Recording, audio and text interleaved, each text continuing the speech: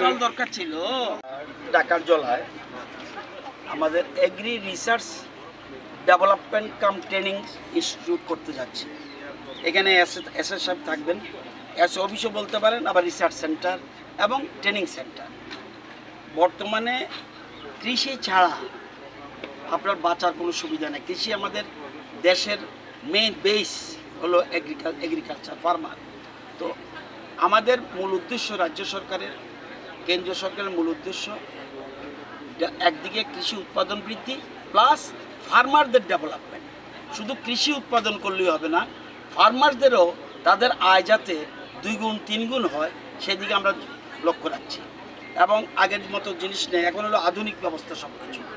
এবং সেই এখানে ট্রেনিং দেবে, রিসার্চ হবে, কোন জিনিস করলে কোন একটা জমি চাষ করছে, এই জমির মধ্যে কী ত্রুটি আছে, সয়েল হেলথ কার্ডের মাধ্যমে বোঝা যাবে এই জমিতে কী রোগ আছে, সেই ট্রিটমেন্টের ব্যবস্থা আছে, কোন বীজ দিলে ভালো হবে, সেই বীজ আমরা কোথায় কোন ফসলের পর কোন ফসল, সবগুলিকে ট্রেনিং দেওয়া হবে। এবং যেমন এখানে জায়গাটা পতিত পড়ে আছে, আমরা বলছি না, এখানে পাম অয়েল লাগাও, দরকার হলে কাঁঠাল গাছ লাগাও, নারকেল গাছ লাগাও, সুপারি গাছ লাগাও। খাদ্য যোগান দিচ্ছে 10,000, তাহলে 10,000 হলো তারা গড।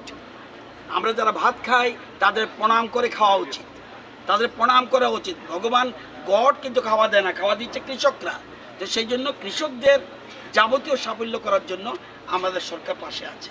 এই জন্য আজকে SO office cum training centre cum research centre এখানে আমরা করছি।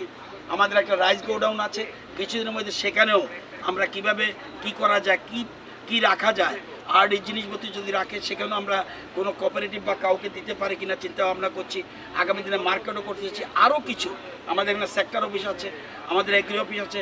আপনারা জানেন বেলবাড়ি এলাকায়, এখানে আমরা এইসব এলাকায় একটা পামের পতঞ্জলি গ্রুপ, পতঞ্জলি তাদের একটা প্রসেসিং সেন্টার করতে যাচ্ছে। অর্থাৎ যারা পাম অয়েলের জিনিস উৎপাদিত জিনিস সেটা যেন বাইরে যেতে না হয়, সেখানে এটাও করছে। আমাদের জনজাতি এলাকা বেশি আমরা প্রায়োরিটি দিচ্ছি, কারণ জনজাতি এলাকা একটু পিছিয়ে আছে।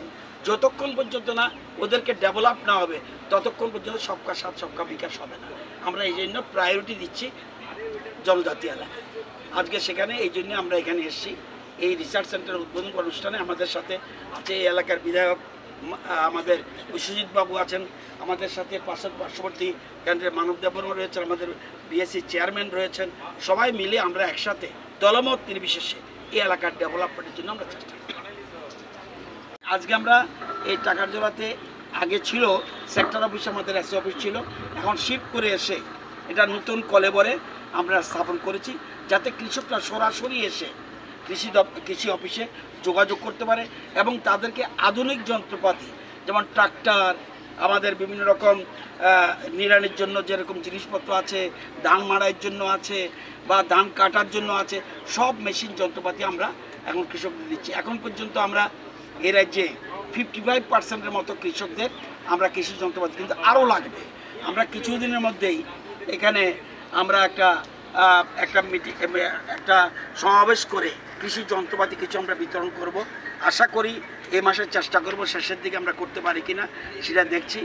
আরেকটা জিনিস হলো, আজকে আমরা এখন কি জিনিস চাই, একদিকে কৃষি উৎপাদন, শুধু উৎপাদন করলে হবে না, তার উৎপাদিত ফসল কোথায় বিক্রি হবে, মার্কেট। এই জন্য মার্কেটও আজকে ওপেন করে এসেছি।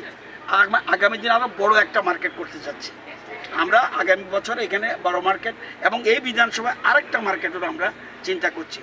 এবং আমাদের ওই দিন আমি বিধানসভায় বলেছিলাম, ত্রিপুরাতে কোনো এমএলএ আছে কি যে যার এলাকায় মার্কেট করিনি? একজনও বলতে পারেনি, সবাই বলছে ইয়াস আছে।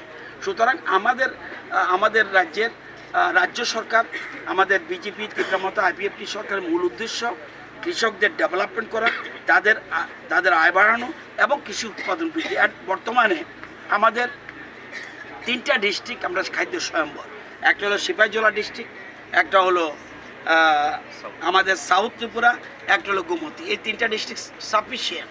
এবং এই যে এখানে দাঁড়িয়ে বলছি, আমি কৃষকদের প্রণাম জানাই। এখানে যে লোক সংখ্যা, আমি যখন বক্তব্য রাখবো তখন শুনবেন, কৃষকের লোক সংখ্যা যত আর মানুষের লোক সংখ্যা যত, তার মধ্যে মাত্র 10,000 কৃষক আছে। এই